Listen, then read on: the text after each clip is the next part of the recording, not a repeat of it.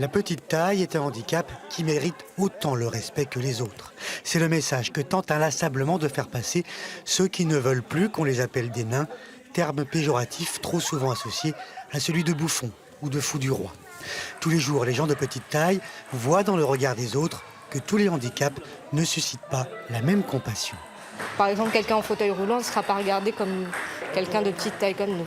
On va le dire, hein, il y a de la moquerie aussi. Ça, c'est pas facile à vivre. Ça dépend. Non, pas vraiment. Je pense que les médias, depuis le début, ont mal parlé du nanisme avec des personnages comme dans le Fort Boyard qui ne parlent pas. Et je pense que ça montre obligatoirement une bonne image.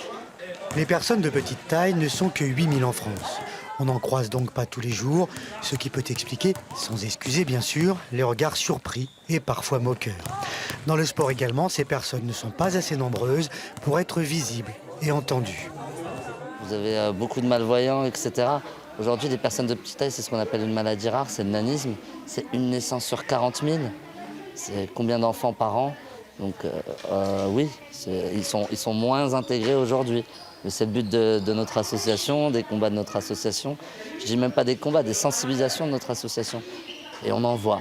Il y en avait un l'année dernière dans les Paralympiques. On espère qu'il y en aura 10 dans 4 ans. C'est sans doute aussi parce qu'ils se sentent à l'abri de ce handicap que certains osent se moquer des personnes de petite taille.